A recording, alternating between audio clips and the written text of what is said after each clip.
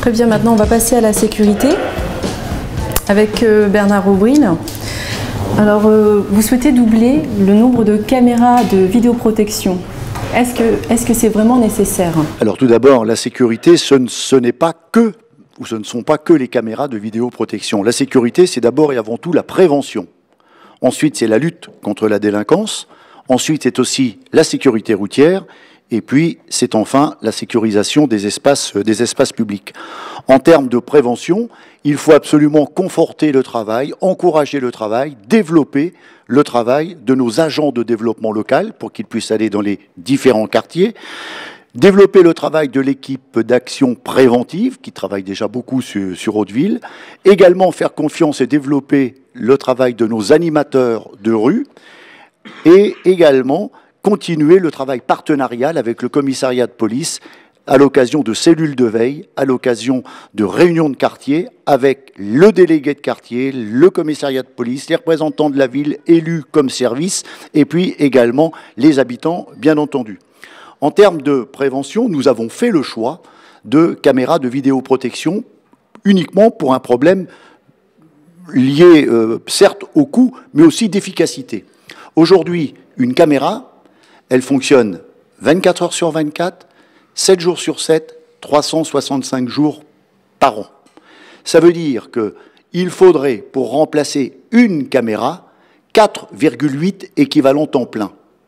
Pour remplacer 20 caméras, une centaine d'équivalents temps plein, c'est-à-dire 3 millions d'euros, c'est-à-dire 30% d'imposition supplémentaire si tel avait été le choix. Aujourd'hui, les 19 caméras que nous avons implantées, eh bien, elles ont permis de régler beaucoup d'affaires aussitôt leur implantation. Ça a permis de diminuer le taux de délinquance de 9% de 10% sur l'année dernière. Et donc aujourd'hui, tout le monde est satisfait de ce choix de la vidéoprotection, et nous souhaitons peut-être pas le doubler, mais essayer de répondre aux besoins, en fonction des besoins exprimés par la police, par les habitants à l'occasion des différentes réunions, de voir si nous devons implanter une nouvelle caméra à tel endroit, à tel autre endroit, avec peut-être même la possibilité, et là nous y réfléchissons actuellement, d'envisager des caméras de vidéoprotection mobiles, c'est-à-dire qu'on puisse déplacer de lieu en lieu, de façon à ce que ce ne soit pas figé. Il y a également, en termes de sécurité, la sécurité routière. Donc ce que nous voulons, c'est finaliser la sonorisation des feux tricolores. C'est presque terminé, il faut donc le finaliser. Illuminer, éclairer les passages piétons par des petites lampes à même le sol, et puis continuer de faire confiance aux délégués de quartier. Et en termes de sécurisation des espaces publics, eh bien, la place de la République et l'emplacement de la ville, l'endroit de la ville le moins bien éclairé, donc de l'éclairage public qui sécurise cette place-là, parce qu'elle est fréquemment traversée par des commerçants qui quittent le soir avec peut-être une recette sur eux, etc. Donc ils veulent de la sécurité, caméras de vidéoprotection et éclairage, et puis également sécuriser le parcours sportif, mais ça nécessite un partenariat, un accord avec la commune voisine de Roques, puisque le parcours sportif a certes une partie sur Lisieux et une autre partie sur la commune de Roques. Voilà ce que nous proposons en termes de sécurité si les Lexoviennes et les Lexoviens nous font confiance après les élections municipales. Très bien, Benjamin Piel. Alors je voudrais réagir à ces propos. Bon déjà, j'aimerais énoncer ce que nous proposons, nous, au niveau de la sécurité à Lisieux. Nous proposons de passer de 19 à 42 caméras de vidéoprotection. C'est pas pour faire une surenchère au niveau de dispositifs de sécurité, c'est pour faire une prévention, encore une fois. Mais il y a aussi une chose qui est très chère aux Lexoviens, c'est la police municipale, parce que rien ne remplace une présence humaine. C'est pour ça que nous sommes pour la création d'une police municipale de 10 membres armés, qui puisse être présent au niveau de la ville, dans le centre-ville, faire des rondes régulières, montrer qu'il y a un engagement de la municipalité au niveau de la sécurité. Il y a aussi, tout à l'heure, M. Aubril parlait de sécurité routière. Et il a raison, hein, il faut développer la sécurité routière, mais quand on voit l'état des routes dans lequel il les a laissées se dégrader, je pense qu'il faudrait peut-être y penser un petit peu avant de dire ça, M. Aubril. Dans un deuxième temps, dans un débat qu'on a eu l'occasion de faire ensemble, vous avez dit que police municipale et caméras de vidéoprotection, c'était inutile. Il me semble que vous êtes fait réélire 2 fois avec ça, dans votre projet. Et c'est assez intéressant, parce que ça veut dire que vous avez pris un peu les gens pour des ignares, comme vous dites tout à l'heure. Voilà, donc ensuite, pour tout ce qui est pour tout ce qui est concertation. Nous, on est vraiment pour le développement massif d'un pôle de concertation régulier avec les citoyens, avec les services de sécurité et la mairie. Encore une fois, c'est pour cibler l'action là où c'est nécessaire, parce que bon, il ne faut pas se leurrer, hein, là où il y a des caméras vidéoprotection, la délinquance se déplace. Ça, c'est d'une évidence. Donc c'est pour ça que la présence humaine est nécessaire d'un côté, mais aussi qu'on concerte avec les citoyens pour qu'eux-mêmes puissent participer activement à leur propre sécurité, donner des conseils, enfin, donner des... pas des conseils, mais donner des... permettez-moi... voilà, donner des responsabilités aux citoyens et prouver qu'eux aussi veulent participer à leur sécurité. Et croyez-moi, les Lexoviens, dans le porte-à-porte que nous faisons, tiennent vraiment à cette police municipale. Et dans un dernier temps... comment dire, les caméras de vidéoprotection mobile, c'est une très bonne idée qui sera naturellement appliquée dans notre projet. On n'en parle pas assez et c'est bien dommage parce que ce sont souvent les plus efficaces. Voilà, car dans les villes où ces caméras sont développées, la délinquance a chuté de 40%. De 40%. Et en l'occurrence, il faut le mettre en priorité naturellement dans l'établissement des futurs systèmes de sécurité. Éric Le ici. Oui, la sécurité est une vraie demande de la part de nos concitoyens. Enfin, je veux dire, nous on le ressent sur le terrain depuis des années. Moi, je suis favorable à la création de cette police municipale et je l'ai déjà exprimé depuis plus d'un an. Alors, par transformation des agents qui aujourd'hui sont les personnes qui verbalisent en ville. L'idée, c'est pour des raisons d'économie, bien évidemment, et pour passer d'une logique de répression à une logique de prévention, aller d'une transformation de ces agents vers des agents de police municipaux. Le rôle des agents de police municipaux est très complémentaire avec la police nationale. La police nationale n'est pas là pour verbaliser les déjections canines, elle n'est pas là pour sécuriser la sortie des écoles, elle n'est pas là pour faire de l'îlotage, elle n'est pas là pour contrôler l'état des terrasses qui gênent parfois le déplacement des personnes avec des poussettes ou avec des chaises roulantes. Et donc voilà, on a vraiment là un vrai rôle complémentaire. La police municipale pourra faire des contrôles de vitesse dans les quartiers. Mais la vraie logique de cette police municipale, c'est de passer d'une logique de répression à une logique de prévention. Quand tout à l'heure, on parlait des caméras, les caméras, c'est juste pour aller chercher le coupable une fois que le délit a eu lieu. Moi, ce que je veux, c'est qu'on soit dans la prévention en avance. C'est-à-dire que ces caméras, derrière lesquelles il y aura un opérateur, puisque l'intérêt de cette police municipale, c'est d'avoir un opérateur, eh bien, elles pourront permettre de déclencher l'intervention des services de police, que ce soit la police municipale, que ce soit la police nationale, que ce soit en lien d'ailleurs avec la gendarmerie. Si on voit des personnes qui s'échappent, très clairement, on voit bien que sur les yeux, on a un vrai problème d'insécurité, d'incivilité. Le week-end dernier, une quinzaine de rétroviseurs encore cassés à la sortie des boîtes de nuit. La semaine d'avant, c'était toujours pareil. Le commerce qui est à côté de ma permanence a vu sa vitrine brisée il y a 3 jours. Et donc, on voit bien que les Lexoviens sont lassés, fatigués, agacés de ces incivilités sur les biens, sur les personnes, avec une vraie problématique de drogue. Il faut le dire aussi, et il ne faut pas avoir peur. On a des problématiques de trafic de drogue, et notamment sur Hauteville. Et donc, la police municipale va permettre de faire de l'îlotage, les caméras. Et moi, je suis pour le doublement du nombre de caméras. Alors, bien évidemment, avec un travail en lien avec la police nationale, avec un vrai travail sur la recherche des lieux les plus adéquats. Le problème que nous avons aujourd'hui, c'est que les caméras sont fixes. Et donc, dans beaucoup d'endroits, il faut être très clair, il ne se passe plus rien devant les caméras. Les gens qui sont des habitués des délits se positionnent 5 mètres, 8 mètres après. Et on sait bien, notamment à Hauteville, on nous dit en permanence, les gens sont sous les porches, ils ne sont plus devant les caméras. Donc, un travail sur les caméras, un travail sur la police municipale pour arriver à avoir un vrai rôle de prévention et non plus seulement de répression. Alors, c'est pas compliqué. Moi, je l'ai identifié puisque l'idée, c'est d'aller vers un service qui n'est pas un service nouveau, mais qui est la transformation d'un service existant sur un service différent. Et donc, je l'ai identifié à 150 000 € par an. Alors, il faudra rajouter de l'investissement parce qu'évidemment, quand on met en place le service, il y a un coût d'investissement. Ça a été le cas pour les caméras, pas loin de 100 000 € pour les 20 caméras. Donc, si on va vers un doublement, eh bien, il y aura un coût d'investissement. Et puis, sur la police municipale, il faudra bien évidemment équiper la police municipale d'une voiture, de matériel, mais sur le personnel en coût de fonctionnement annuel, c'est 150 000 € pour démarrer. Alors, on ne pourra pas démarrer immédiatement, bien évidemment, parce qu'il faut mettre en place cette police, mais ça fait 12 ans que les Lexoviens l'attendent. Donc, je crois qu'il y a une véritable attente. Lisieux est la dernière ville du département à ne pas avoir de police municipale. Alors, si c'était si inefficace, pourquoi toutes les villes du département, y compris une ville comme Hérouville-Saint-Clair, qui est de la même taille, a une police municipale de 10 agents? On voit bien qu'il y a une vraie demande avec des métiers et une logique qui est complémentaire à la police nationale. Vous souhaitez réagir, Bernard Aubril, et ensuite on passera à Laurent Saudigny. Et... Allez-y. Juste 2 mots. Dire qu'effectivement, lorsque nous avons été élus en 2008, nous avions comme projet de mettre en place une police municipale.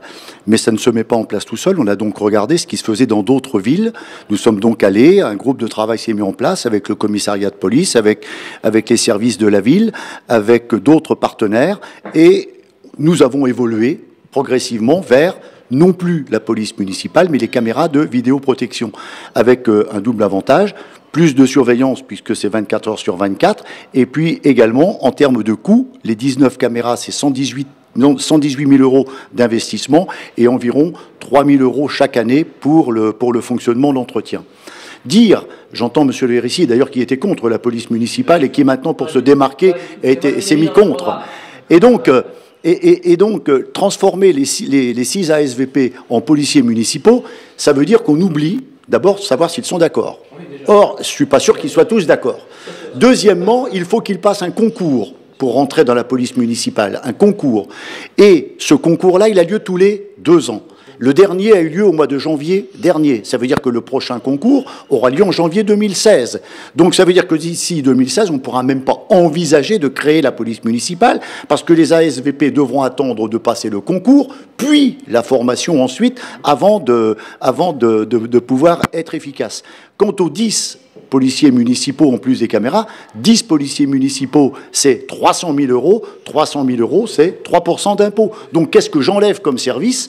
Qu'est-ce que j'enlève comme service pour ne pas augmenter les impôts et pour faire face à une dépense nouvelle, un nouveau service qui coûte 3% du produit fiscal ? Je voudrais juste répondre là-dessus. Alors, dire qu'il faudra un petit peu de temps pour le mettre en place, vous avez raison. Mais on a juste attendu 10 ans pour mettre en place une fourrière au niveau de la municipalité. Donc, je pense que si on attend 2 ans de plus pour mettre en place une police municipale, il y a une véritable attente de la part des Lexoviens et je pense que c'est une priorité. Alors, après le coût, dans le précédent débat, vous nous aviez parlé de 500 000. Maintenant, on est à 3 millions. Donc, on voit bien que, si on continue les débats, et je pense que c'est bien que ça s'arrête dans 15 jours, on va arriver à 5.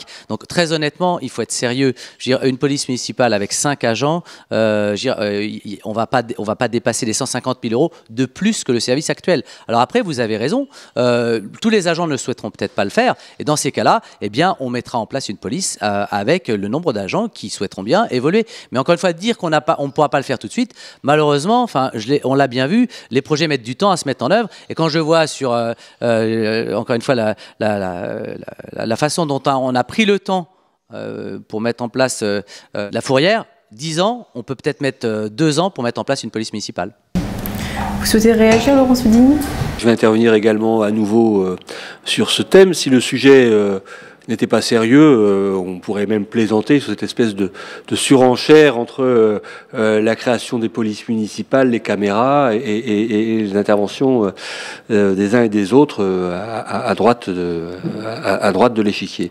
Moi, ce que je voudrais dire, c'est que, bien entendu, je considère que la sécurité, le sentiment de sécurité est une affaire extrêmement sérieuse, qu'elle préoccupe les Lexoviens dans leur quotidien, qu'ils peuvent être victimes d'incivilité, qu'ils peuvent les subir et que ça contribue à dégrader leur quotidien. J'ai été frappé par une réunion j'ai réalisée cet automne dans les quartiers nord par la crainte qu'avaient les habitants de ce que cet ensemble urbain qui a été d'ailleurs bien réaménagé sur les quartiers nord se dégrade rapidement du fait des incivilités. Ce que j'en ai retiré comme conclusion, c'est ce qui compte, c'est la présence humaine. Je vais donc dire en 2-3 mots la façon dont je vois les choses du point de vue de la sécurité. Présence des caméras, pourquoi pas ? Je n'ai rien contre. Il y a un certain nombre de caméras qui ont été développées. On peut juger que d'autres sont indispensables au fur et à mesure des besoins, tels que ça apparaît dans tel ou tel quartier ou dans tel ou tel espace. On discutait avec les bailleurs sociaux. Moi, j'ai pas de difficulté particulière avec ça. Il me semble, je ne suis par contre, que la problématique de la police est une problématique d'État. Je ne suis pas favorable à la création d'une police municipale. Je pense qu'il y a une police nationale. Je ne suis pas favorable à la création d'une police municipale. Et je suis encore moins favorable à la création d'une police municipale armée, comme le propose donc la surenchère qui veut que maintenant à l'extrême droite, on demande à ce qu'en plus cette police municipale soit armée. Vous êtes du Front National. Ce qui est... Enfin, pour moi, le Front National, c'est l'extrême droite, et je sais à peu près... non, c'est la vision de la réalité. C'est la vision de la réalité, et c'est extrêmement clair et partagé par tout le monde. Je vous laisserai la parole tout à l'heure, si vous voulez... Par contre, je pense que le maire, donc lui, il n'a pas la responsabilité de la police nationale, ou je ne souhaite pas qu'il ne crée une police municipale, mais le maire, il a la responsabilité, ce sont les textes, de la tranquillité publique. Et donc la tranquillité publique, ce sont des adultes présents auprès, par exemple, des jeunes qui peuvent être tentés de réaliser un certain nombre d'incivilités, auprès de publics en difficulté, auprès de celles et de ceux qui voilà, enfin, peuvent être amenés à créer un trouble ou à créer un désordre. Moi, je pense qu'il faut renforcer dans les différents quartiers les lieux de présence publique. Il faut renforcer le nombre d'intervenants. Il faut développer à Lisieux ce qui est insuffisamment développé, ce qui est une compétence du département, mais il faut se débrouiller pour que cette intervention soit plus forte. C'est l'intervention en matière de prévention spécialisée. Prévention spécialisée, ce sont des jeunes, des éducateurs spécialisés qui interviennent auprès des éducateurs spécialisés, pardon, qui interviennent auprès généralement de jeunes en difficulté. Ils sont 4 à Lisieux. Comme ils sont peu nombreux, finalement, en quelque sorte, d'ailleurs, en plus, on a du mal à stabiliser les effectifs. Ils ont parfois pas 4, mais parfois uniquement 3 ou uniquement 2. Vous prenez les congés, vous prenez tout ce qui fait. Il n'y a pas de permanence de la présence. Donc moi, je souhaiterais une présence un peu plus forte de ces acteurs locaux, de ces adultes qui interviennent, donc animateurs, éducateurs spécialisés, intervenants publics, pour consolider le sentiment d'une présence publique auprès des personnes auprès des quartiers en difficulté, auprès des personnes en difficulté qui peuvent éventuellement développer des incivilités ou développer un sentiment développer une forme d'un comportement qui ne serait pas acceptable. Je pense qu'en faisant cela, on donne aussi aux gens le sentiment, en étant présent, on donne aussi aux gens le sentiment que leur quartier, il y a une présence de la ville, il y a un accompagnement, que donc leur quartier n'est pas abandonné et qu'on est là avec eux. Et faisant cela, on contribue sans doute aussi à changer ce sentiment d'insécurité que l'on peut ressentir quand on habite dans un quartier où on voit peu la présence de la police, où on voit peu la présence d'intervenants publics, et on se trouve finalement confronté à des difficultés et à personne pour répondre aux difficultés quand elles apparaissent. Donc je pense que là, il y a une notion d'intervention publique forte. Moi, je parle de modèle lexovien. Je voudrais que la ville de Lisieux accompagne les personnes en difficulté, accompagne les familles qui sont confrontées parfois à de vraies problématiques d'accompagnement de leurs enfants ou autres. Et je voudrais qu'il y ait des présences d'adultes beaucoup plus fortes, beaucoup plus soutenues dans les différents quartiers de Lisieux, de façon à accompagner. Alors c'est un réseau partenarial à construire, c'est faire confiance au tissu associatif, c'est travailler ensemble, main dans la main, mais c'est sans doute renforcer petit à petit la présence de référents, la présence d'adultes, la présence de gens qui contribuent à changer le climat et à faire que dans un quartier, on n'a pas avoir le sentiment d'être abandonné. On va passer à Benjamin Piel et puis on terminera avec Étienne Brassy. Si vous me permettez, M. Sodeni, vous dites que je suis d'extrême droite. Alors je vais vous apprendre quelque chose. Lors de l'enregistrement des listes, on a un petit détail de tous les partis politiques qu'il y a en France, signés par M. Valls, ministre de l'Intérieur, qui écarte bien le Front National du classement extrême droite. Voilà. Et donc si vous avez fait Sciences Po, je crois, hein, si je ne me trompe pas, vous apprendrez bien que l'extrême droite, la vraie, la radicale, elle est contre la République. Nous participons à toutes les élections, nous ne critiquons jamais ces résultats. Et moi je suis fier aujourd'hui de participer au débat républicain. Vous voyez, moi j'ai des origines, je suis espagnol et ça ne m'empêche pas d'être au Front National. Vous voyez. Alors ensuite, sur un point de vue, pour donner un avis sur la vision un peu démagogique de M. Sodeni, les éducateurs c'est une chose, et il en faut, c'est très bien. Mais il faut apprendre une chose, monsieur. C'est pas à la mairie de faire l'éducation des enfants, c'est aux parents. D'accord ? Et la mairie, elle, participe à la sécurité. Et s'il y a d'incivilité, c'est à la justice de prendre des mesures. Voilà, ça c'est une vision réaliste des choses. Ensuite, comment dire, sur le plan de la sécurité, encore une fois, la police municipale, c'est très cher aux Lexoviens. Il faut qu'elle soit présente. C'est une présence humaine. Les Lexoviens la réclament, la veulent. Et un maire PS fera toujours de la démagogie. Un maire UMP pratiquera le bluff total. On a pu le voir avec M. Aubril. Nous, avec le Front National, vous avez l'assurance d'avoir une sécurité, car c'est une base de justice sociale. Tout le monde a le droit à la sécurité, et ce sera un engagement de campagne que je prends devant vous, et je m'engage à le faire. Voilà. Très bien. Étienne Bracelet, pour finir. Bon, en introduction, on parlait de la vision ceux qui connaissaient Lisieux ou qui y vivaient, mais moi, j'ai pas l'impression de vivre dans le Chicago des années 30 quand même. On est à Lisieux, et donc au niveau de la liste à Lisieux, les jours heureux, c'est vrai que on s'oppose à tous ceux qui attisent un petit peu justement ces peurs ou ce sentiment d'insécurité. Il y a effectivement un certain nombre de problèmes qu'il faut résoudre, hein, mais je voulais dire en introduction que la première insécurité, elle est sociale. Et c'est vrai que si les gens avaient un emploi, un salaire décent, ça réglerait déjà beaucoup de choses. Hein. Et donc c'est surtout ça qui crée déjà la pauvreté, la misère, et qui amène des fois des comportements qui, on va dire, sont déviants, entre guillemets, pour en prendre un terme assez générique. Donc la sécurité, effectivement, c'est un droit légitime. Hein. Chacun doit pouvoir, c'était dit tout à l'heure, vivre tranquillement dans la ville. Hein. Mais je voudrais prendre quand même deux exemples.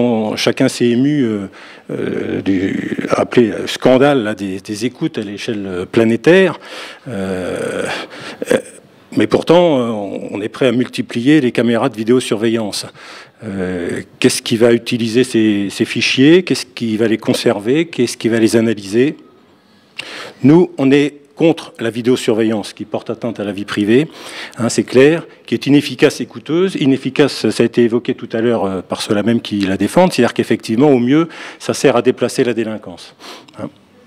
Et puis en même temps, c'est un marché juteux pour des entreprises privées, et sur le principe, déjà, c'est pas satisfaisant. Chacun s'émeut aussi à chaque fois qu'il y a des fusillades aux États-Unis, hein, des ponctuelles mais fréquentes malheureusement aux États-Unis. Mais pourtant, on est favorable à une police municipale armée, et pourquoi pas même à on va dire je vais dire un mot, des milices de voisinage presque pour se défendre en cas de besoin. Bon, nous, on n'est pas pour la police municipale.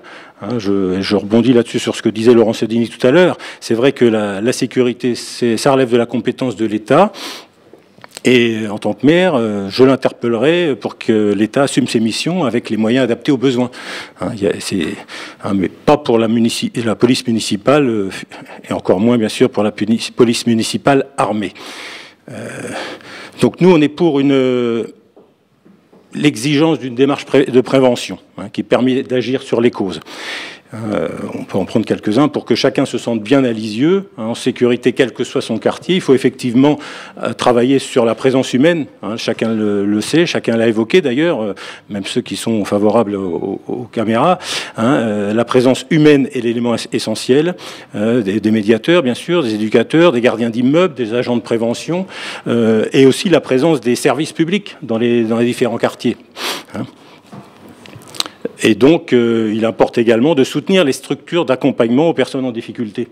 C'est un travail important. Il faut également, donc, je l'ai dit, accroître la présence des services publics et associatifs, hein, qui sont synonymes d'animation, créateurs de liens, et puis qui interviennent également sur les domaines de prévention. Hein. On sait que nombre d'associations à Lisieux interviennent sur ce domaine-là. Il faut peut-être les épauler pour qu'ils aillent encore plus loin, c'est sûr. Qu'ils interviennent également au niveau des écoles, hein, dans les établissements écoles primaires ou dans les établissements type collège. Il y a des actions qui peuvent être menées aussi sur l'aspect respect de l'autre, hein, c'est évident. Un troisième élément qui me semble un levier intéressant, c'est aussi le travail avec les bailleurs sociaux, hein, pour faire en sorte que les travaux d'amélioration des parties communes et des abords des logements collectifs fassent en sorte que le cadre étant amélioré, on y prend d'abord, c'est plus agréable à vivre pour ceux qui y sont, on le respecte plus, et ça donne également ça développe également ce sentiment de se sentir bien et de se sentir en sécurité. Et puis enfin, tout ce qui peut contribuer à l'aménagement d'espaces de rencontres, intergénérations, hein, l'amélioration du mobilier urbain, l'éclairage public qui a été évoqué et que je ne reprends pas là. Mais tous ces points-là me semblent être quelque chose de fort, d'important, et qui pour nous sont une autre vision de la ville dans laquelle nous voulons vivre. Hein, c'est pas un espace de suspicion, hein, mais c'est vraiment un espace de vivre ensemble que nous voulons reconstruire dans l'esprit républicain. Étienne Brasselet, donc sur le quartier d'Hauteville, que comptez-vous faire concrètement pour la rénovation de ce quartier?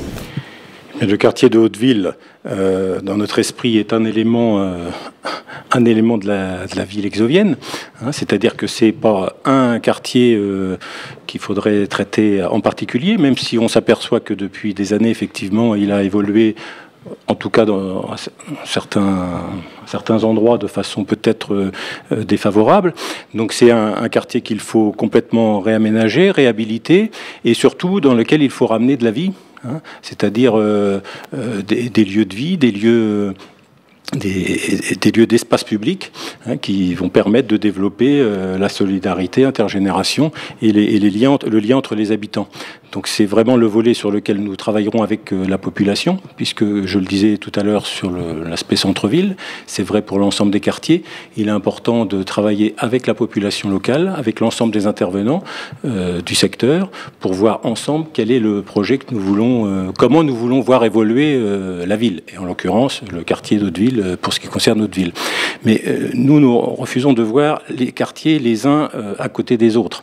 Il y a vraiment une vision globale de la ville, et c'est ce qui, de notre point de vue, a manqué depuis un certain nombre d'années. C'est-à-dire qu'on a envisagé les choses ponctuellement, au coup par coup, sans cette vision globale. Bon, Sudini ? La rénovation du quartier de Hauteville, elle est indispensable. Quand on s'y promène, on voit l'état de la voirie, du trottoir dans certains ensembles. Enfin, il y a vraiment une vraie problématique. Puis il y a une problématique aussi autour des usages, puisque Hauteville a été construit à une époque où les gens avaient souvent un véhicule par foyer, et là maintenant on voit parfois rue Eugénie ou ailleurs des voitures qui débordent, des espaces verts qui servent en fait, de parking alors qu'ils ne devraient pas. Hauteville est une très belle réussite, je trouve, urbanistique, il faut le dire au départ. C'est un très bel ensemble. Il y a une intervention des bailleurs sociaux en ce moment, une première intervention lourde, 10 millions d'euros. Je trouve un peu dommage que la ville n'ait pas accompagné cette intervention des bailleurs sociaux. C'est-à-dire que la ville se met en position actuellement de faire une étude sur l'évolution du patrimoine urbain autour. Mais ça aurait été utile que la ville accompagne les bailleurs sociaux et fasse l'opération avec elles, ne serait-ce que pour que l'intervention soit un peu plus massive, un peu plus conséquente. Et puis peut-être que la ville, d'ailleurs, aurait pu, dans ce cadre-là, intervenir auprès du bailleur social sur les marchés qui ont été passés. On aurait évité de voir des entreprises avec des salariés venus parfois d'autres pays, et en tout cas pas d'entreprises locales. Enfin, je trouve qu'il y a un vrai sujet là. C'est dommage. C'est dommage que sur un chantier de cette importance, c'est pas peu d'entreprises locales et en aient bénéficié, qu'il n'y ait pas eu de chantier d'insertion. Enfin bon, bref. Il faut en tout cas une intervention massive importante sur Hauteville. De ce point de vue-là, puisque je suis élu à la région, ce que je peux indiquer, c'est que la région est en train d'orienter les crédits européens de telle sorte à ce qu'il y ait des crédits européens conséquents sur la séquence 2014-2020 qui servent à tout ce qui est rénovation thermique des logements, et notamment des logements sociaux. Donc on va pouvoir bénéficier sur la séquence 2014-2020 de subventions importantes sur la rénovation des logements dans des ensembles comme celui-ci, comme ceux d'Hauteville. Ça, c'est un premier point, une première réponse. Ça permettra de diminuer les dépenses. Et il y a un gain, bien sûr, pour les habitants, parce que si on diminue, si on isole les logements, si on les met aux normes environnementales, eh ben, il y a moins de consommation, bien sûr, en termes d'énergie. Le deuxième point, c'est que la région est aussi également en train de travailler à isoler des crédits pour l'intervention des opérations de renouvellement urbain, comme nous l'avons fait sur les quartiers d'Oumer-de-Launay il y a de cela quelques années. Et donc on est en train de dire que Lisieux fera partie des villes sur lesquelles nous orienterons des crédits. Donc il y a une vraie potentialité d'une intervention publique majeure, pour peu que la ville sache ensuite la construire en mettant tout le monde autour de la table. Mais il y a une vraie potentialité entre les crédits régionaux, les crédits d'État que nous espérons au travers de la deuxième génération du plan ANRU, les crédits européens. Il y a une vraie... voilà, on peut essayer de construire une espèce de tour de table qui fasse d'une intervention publique importante. Hauteville en a besoin, parce que le quartier a vécu maintenant ses 50 premières années, et on sent qu'il y a besoin d'une intervention pour asseoir, comment dire, l'évolution de ce quartier. J'ajoute que dans le cadre des engagements que nous avons pris dans le cadre de la campagne, en tout cas de ce que nous avons identifié comme étant les enjeux un peu forts, on a dit que le centre commercial numéro 1 était vraiment un enjeu extrêmement fort, parce qu'il n'a pas fait l'objet de rénovation depuis longtemps, et on sent que ce centre, il est un peu en panne. Heureusement qu'il y a le centre socioculturel, heureusement qu'il y a des acteurs comme ça qui font vivre cet espace-là, parce que sinon, il y a de vrais problèmes problématiques, y compris commercial. Et le deuxième point, c'est que nous avons mis l'engagement de réaliser un équipement public dans ce quartier d'ici la fin du mandat. Et c'est un travail que nous voulons réaliser en concertation avec les habitants, mais nous avons la volonté de consolider l'implantation publique, en quelque sorte, à Hauteville, tout en ne mésestimant pas l'impact, déjà, moi je considère que c'est une très bonne opération, qui représente le développement du conservatoire sur l'ancien, justement, sur l'école Jean de La Fontaine, enfin sur une école à proximité du centre 1.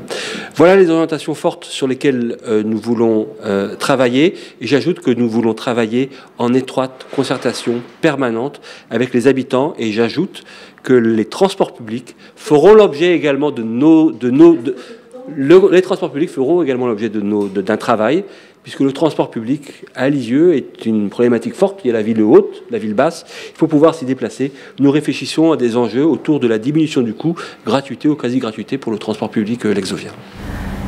Alors, Bernard Aubryne.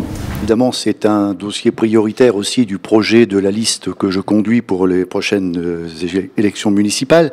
Nous voulons, avec l'ensemble des partenaires habituels, aller sur Hauteville exactement comme nous l'avons fait sur le quartier nord, c'est-à-dire un grand programme de rénovation urbaine, mais un programme de rénovation urbaine qui s'étalera peut-être un peu plus dans le temps en raison de la raréfaction de l'argent public, mais programme de rénovation urbaine qui néanmoins est déjà commencé.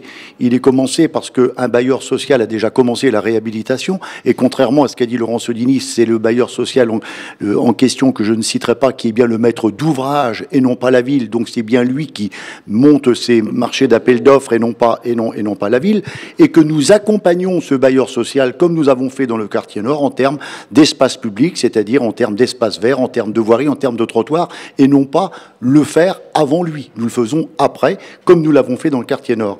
Mais ce programme de rénovation urbaine, il est aussi déjà commencé, parce que la tour verte a déjà été abattue, la tour Camille Saint-Saëns a déjà été abattue, remplacée par des maisons de ville, le foyer L'Étape s'est installé, nouvelle construction sur Hauteville, construction neuve. L'Intercom y travaille avec le pôle culturel, qui est cet équipement public structurant qui se positionne sur Hauteville, avec une salle de danse dans l'ancienne école maternelle Jean de La Fontaine, des salles de répétition pour la musique toujours dans l'ancienne école maternelle Jean de La Fontaine, et puis dans l'école élémentaire, l'école d'art plastique, qui va devoir quitter le site Vonder et qui donc s'installera sur le bâtiment de l'école élémentaire, rejointe aussi par d'autres associations.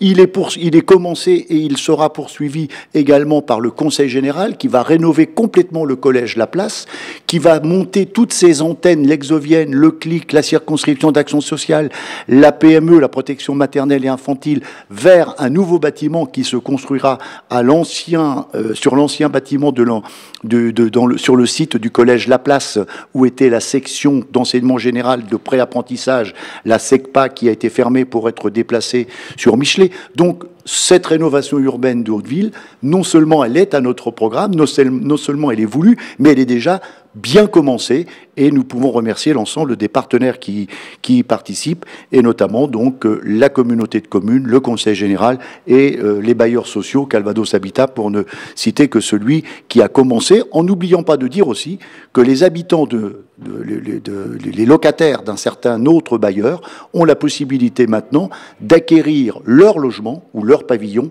pour en être propriétaire dès l'instant que le montant du remboursement de l'emprunt n'est pas supérieur au loyer qu'il paie actuellement. Donc voilà ce que nous voulons faire, nous aussi, sur Hauteville. Très bien. Éric ici. Moi, j'ai pas l'impression qu'elle ait largement commencé. Enfin, c'est une belle formule. Moi, je suis né à Hauteville, j'y ai grandi pendant 20 ans, et j'ai plutôt le sentiment que les belles années sont derrière nous, puisque c'est vrai que quand on regarde aujourd'hui, et notamment le premier centre, ça a été dit par M. Sodini, on a vraiment l'impression d'être en banlieue parisienne et probablement pas du côté de Neuilly. Enfin, quand on est devant l'arrêt de bus 3 fois par semaine, on a un immondice devant nous avec des poubelles qui débordent, et donc on voit bien que la vraie problématique que rencontrent les habitants, c'est les trottoirs. Alors, des petites fleurs fleurs, il y en a partout, des espaces verts formidables. Le problème, c'est que les trottoirs sont défoncés. À certains endroits, c'est du Paris-Dakar. Et donc, on voit bien que là, il y a un vrai travail à faire pour que les gens puissent sortir. Moi, je suis frappé, et pour pas dire touché, quand je vois le nombre de personnes handicapées qui aujourd'hui habitent à Hauteville, ne sortent jamais de chez eux parce que c'est compliqué. Je veux dire, on ne peut pas se déplacer, les trottoirs ne sont pas adaptés. Il y a une vraie difficulté à se mouvoir. Et donc, je pense qu'il y a un vrai travail à faire. Alors, sur le plan de l'urbanisme, la rénovation des trottoirs et des routes, c'est très important. La problématique des poubelles qui doit être réglée, bien évidemment. Et puis, en termes d'animation commerciale et d'animation tout court. Animation commerciale, ça a été dit tout à l'heure, le deuxième centre vit plutôt bien. Je pense qu'il manque un distributeur de billets. Je veux dire, à Hauteville, il n'y a pas de distributeur de billets. Là, c'est concret. Quand on est une personne qui habite Hauteville et qu'on veut faire ses courses, si on n'a pas l'argent sur soi, il faut descendre en centre-ville. Sinon, il faudra remonter. Voilà, enfin, il faut, oui, au deuxième centre, hein, pardon, au deuxième centre, il manque un distributeur de billets. Sur la partie commerciale, le premier centre a besoin d'être réaménagé, redynamisé. Moi, je suis favorable à la création d'une petite halle, un peu comme ça existe à Touques, par exemple, pour permettre de conforter le marché. Le marché aujourd'hui est moribond. C'est vrai qu'on a besoin de réamener de l'attractivité commerciale. Et puis enfin, en termes d'animation, un certain nombre de choses sont lancées, c'est vrai. Moi, je trouve qu'il manque vraiment des animations populaires. Je veux dire, probablement faire un peu plus que ce qui est fait actuellement à la Pendule, élargir les horaires, mettre en place de nouvelles animations. Parce qu'aujourd'hui, on a le sentiment vraiment d'avoir un Hauteville qui est un peu isolé du reste de la ville. Et donc, il faut créer des animations. Enfin, les bus, et ça nous est demandé par beaucoup d'habitants. Les horaires ne sont pas toujours adaptés, les fréquences pas suffisantes. Et donc, il faut vraiment qu'on puisse avoir des fréquences plus importantes. Moi, je suis favorable à la création aussi d'une passerelle qui enjamberait la 2 fois 2 voies pour des raisons de sécurité. Alors, passerelle bien évidemment adaptée, mais qui permettrait de sécuriser parce qu'elle était prévue initialement sur la création de la zone. Elle a été abandonnée et mise aux oubliettes. Je pense qu'on est un cas unique en France où on peut traverser une 2 fois 2 voies avec un caddie ou une poussette. Je pense qu'il faut absolument sécuriser ce secteur. Benjamin Piel. Alors oui, en ce qui concerne Hauteville, je pense que bon, personne n'est dupe. Il y a juste à constater. Hauteville, on voit que c'est dans un état lamentable. J'ai la chance sur ma liste d'avoir 10 personnes qui vivent à Hauteville, qui m'ont aidé à travailler sur ce projet. Nous voulons rénover Hauteville, donc naturellement ils nous ont aidés parce que les habitants sont concernés directement, donc eux peuvent apporter des bonnes solutions. Donc nous sommes pour revoir naturellement le stationnement, les trottoirs comme vous disiez, ou c'est pour reprendre votre expression le Paris-Dakar, c'est dans un état lamentable. Il faut retravailler donc le stationnement également, parce qu'il y a des problèmes de stationnement, la propreté d'Hauteville, car il n'y a pas assez de poubelles, il y a des endroits où c'est même très sale. Bon, naturellement, pour venir à M. Aubril, nos employés municipaux ne peuvent pas être partout non plus, mais ils font un très bon travail, et heureusement qu'ils sont là, parce que ça serait bien pire. Après, naturellement, il faudra l'intérêt de renouveler donc les routes, les trottoirs, c'est pour aussi permettre d'avoir un accès aux handicapés, parce que sur ma liste, j'ai un monsieur qui habite à Hauteville, qui a une sclérose en plaques, et qui galère pour pouvoir se déplacer, il est obligé d'attendre d'avoir quelqu'un pour l'aider, tout ça. Donc voilà, il faudra retravailler toute cette rénovation d'Hauteville, et nous voulons demander de l'aide au niveau de l'État, dans le cadre du projet de l'ANRU, donc du programme national d'aide à la rénovation urbaine, où on pourra avoir de nombreux fonds pour rénover Hauteville, et il consacrait 7 à 10 millions d'euros sur le mandat. C'est très important de rénover Hauteville parce qu'à Hauteville, on a des dizaines de talents, on a des jeunes qui, à la fois professionnels et artistiques, il y a des jeunes qui n'ont pas de travail, donc il faut refaire de Hauteville une pépinière d'entreprise, c'est très important, donc ils profiteront des mesures que nous souhaitons mettre en place. Donc voilà, il y a tout à faire à Hauteville, il y a tout à faire, et ce sera la première mesure que nous mettrons en place, c'est mettre en place un groupe de travail pour refaire Hauteville en concertation avec les habitants, car aujourd'hui, encore une fois, il y a juste à constater pour voir dans l'état où c'est. On va passer au mot de la fin. Donc, on va commencer par Étienne Brasselet et on finira avec Benjamin Piel. Alors, en quelques mots, pourquoi les Lexoviens devraient voter pour vous? Je pense que c'est clair. Les Lexoviens, notre candidature à Lisieux les Jours Heureux s'inscrit vraiment dans la politique, dans l'opposition aux politiques qui sont menées, qui amènent la misère et les difficultés économiques et sociales. Et on veut montrer aux Lexoviens que d'autres choix sont évidemment possibles dans la gestion municipale. C'est une question de volonté et de cohérence politique. Donc il y aura juste quelques principes simples que nous mettrons en œuvre dès avril. Un premier principe, c'est la gestion publique des services publics, avec mise en place de comités d'usagers. Un deuxième principe simple, c'est la garantie d'accès aux biens de première nécessité, que sont l'eau, l'électricité, le chauffage, mais aussi les soins et le logement, avec gratuité des biens indispensables à la vie, parce que c'est pas normal d'être obligé de payer en fonction de son portefeuille pour se soigner ou avoir accès à l'eau. Troisième principe, une priorité donnée à l'éducation et à la culture, parce qu'on l'a dit tout à l'heure sur la sécurité, mais ce sont des éléments essentiels pour l'amélioration du vivre ensemble. Et enfin, dernier élément, dernier principe simple, c'est l'application de la règle verte, c'est-à-dire faire en sorte que les mesures soient prises qui permettent de prendre en compte les impératifs écologiques pour préserver notre environnement, et le Pays d'Auge, de ce point de vue-là, a besoin d'être préservé. Donc je dis aux Lexoviens qu'avec leur bulletin de vote, ils ont le choix vraiment de changer la ville et de faire de Lisieux une ville humaine, durable et solidaire. Laurent Soudini. Merci. Eh bien, je dirais d'abord que nous avons bâti une liste de rassemblement, une liste d'union. Je dis ça parce que dans le paysage politique tel qu'il est offert dans la ville à l'occasion de ces élections, c'est pas forcément le cas de mes adversaires, ou concurrents. Nous avons voulu construire une démarche d'union, une démarche de rassemblement en agrégeant les différents partis, on va dire, traditionnels qui composent le paysage politique à gauche, le Parti socialiste, le Parti communiste, Europe Écologie Les Verts. Et on a voulu aussi, au-delà, agréger des Lexoviens qui s'investissent dans leur ville, et beaucoup de Lexoviens inscrits dans la société civile, le monde associatif, la vie commerçante ou professionnelle. Un certain nombre nous ont rejoints, représentatifs de leur force de travail, de leur force d'action, de leur ambition pour la ville. Et nous avons, je pense, de ce point de vue-là, une liste soudée, une liste aussi expérimentée et une liste dynamique pour la ville. Notre souhait, c'est de faire de Lisieux, je dirais, une formule, une ville plus belle, une ville plus dynamique et une ville plus solidaire.